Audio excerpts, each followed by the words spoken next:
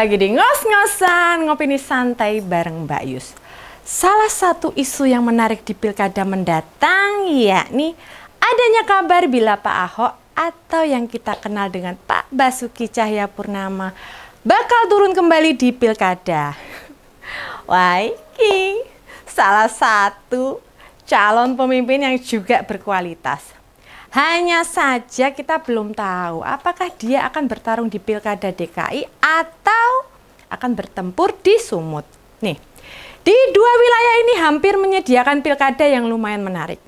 Di Sumut, Pak Ahok bakal bertarung dengan menantu Pak Jokowi yaitu Bobi Nasution. Sementara di DKI bisa bertemu dengan kandidat yang didukung Pak Prabowo. Gerindra DKI sudah mengajukan ke DPP 4 nama calon kuat. 2 diantaranya keponakan presiden terpilih. Ini mempertontonkan jika di 2 tempat itu baik presiden yang sekarang maupun presiden selanjutnya pengen punya kuasa di wilayah tadi. Bila melihat jam terbangnya Pak Jokowi sama Pak Prabowo ya pantas merasa gelisah. Siapa sih yang tidak kenal bagaimana cara memimpin beliau? Ini menandakan bila perjuangan jadi gubernur di DKI maupun di Sumut tidak akan mudah.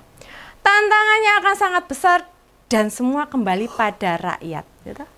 Buktinya, pada Pilpres kemarin sangat terlihat betul bagaimana kekuasaan itu turut ikut campur dalam memenangkan kandidat. Pilkada akan digelar November, sementara serah terima jabatan presiden itu Oktober. Otomatis presiden yang digantikan atau yang akan menggantikan sama-sama punya pengaruh. Nah, apalagi Pak Prabowo sekarang masih menjabat sebagai menteri. Kita belum tahu apakah Pak Ahok bersedia atau tidak. Namun rakyat bakal sangat berharap dia harus kembali memberi keteladanan. Sekarang ini kita tidak lagi mendengar pemimpin daerah yang punya inovasi, ada contoh, ada tindakan yang mensejahterakan rakyat dari kebijakannya. Hampir mayoritas kepala daerah hanya mengandalkan anggaran daerahnya saja. Solo yang katanya banyak pembangunan, banyak mengandalkan dana bantuan baik CSR, sumbangan hibah atau APBN. Apa yang pernah terjadi di Jakarta tidak dicontoh oleh daerah lain.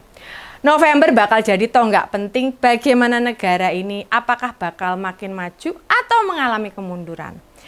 Malah yang sering kita dengar itu kandidat yang muncul itu adalah saudaranya si Anu, masih tim suksesnya si itu, atau orang dekatnya pejabat Jakarta.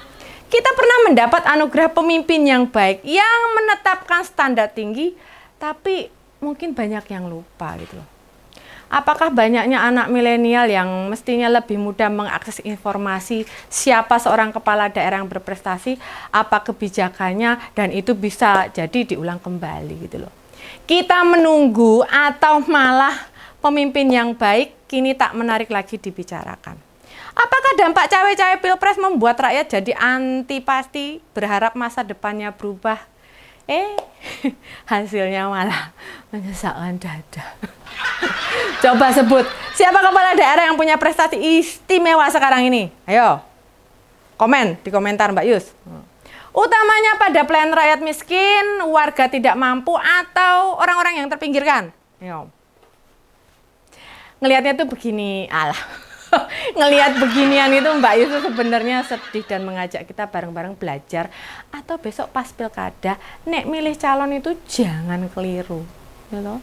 Apalagi hanya karena amplop gitu, sembako, kerudung atau sejenisnya lah pokoknya gitu. Salah milih itu ruginya 5 tahun loh. Masa kita nggak benar-benar mikir siapa yang layak untuk jadi pemimpin daerah? Dulu di 2017 saat Pilgub DKI, Pak Ahok dikalahkan Pak Anies dengan menunggangi isu yang sangat sensitif. Pada waktu jadi gubernur DKI kita tahu sendiri, prestasinya sangat gemilang Pak Ahok itu. Warga DKI benar-benar berasa punya pemimpin. Nggak hanya pasukan berwarna gitu. Maksudnya Mbak Yusi petugas yang direkrut buat menangani sampah, drainase catet ya toh. Dan keluhan fasilitas umum, tetapi juga puluhan marbot diberangkatkan umroh gitu loh. Makanya mesti beliau pernah divonis bersalah, tapi namanya tetap baik sampai sekarang. Pak Ahok sempat jadi kader Gerindra dan sekarang jadi anggota PDIP. Pak Ahok itu adalah segelintir orang yang punya komitmen, dedikasi, dan pengabdian luar biasa bila jadi pemimpin. PLT Gubernur DKI sekarang, Pak Heru Budi, yang diharapkan bisa bekerja dengan kinerja layaknya kayak Pak Ahok, nyatanya ya segitu aja. Dulu mana ada gubernur datang jam 7 pagi menerima langsung pengaduan warga. Pengaduan dengan bertemu gubernur bila memang ada hal-hal yang tidak bisa ditangani secara teknis. Tetapi yang bisa ditangani teknis ya tinggal lapor di aplikasi Glue. Langsung tuntas dikerjakan.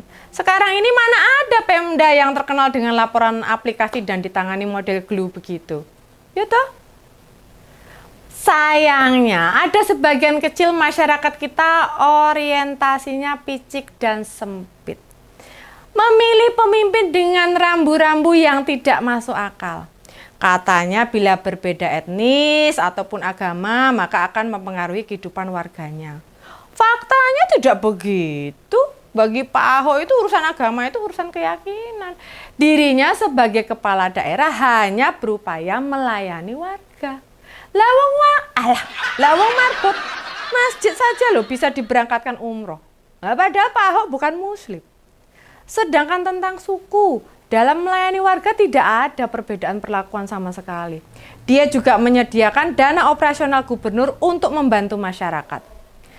Sementara mayoritas kepala negara memakai operasional untuk menunjang kegiatan jabatannya. Ada pula kontribusi besar di DKI yang turut memperlancar mendirikan masjid besar. Salah satu prestasi besarnya membangun jalan simpang susun Semanggi senilai 345 miliar tanpa memakai APBD sama sekali. Dana ini bukan sumbangan, tetapi mantan Bupati Belitung Timur ini berhasil mengumpulkan dana dari kebijakannya. Anehnya gitu. Walaupun sudah diberi contoh kayak begini nih, kita belum pernah mendengar kepala daerah lain bisa menirukannya gitu loh.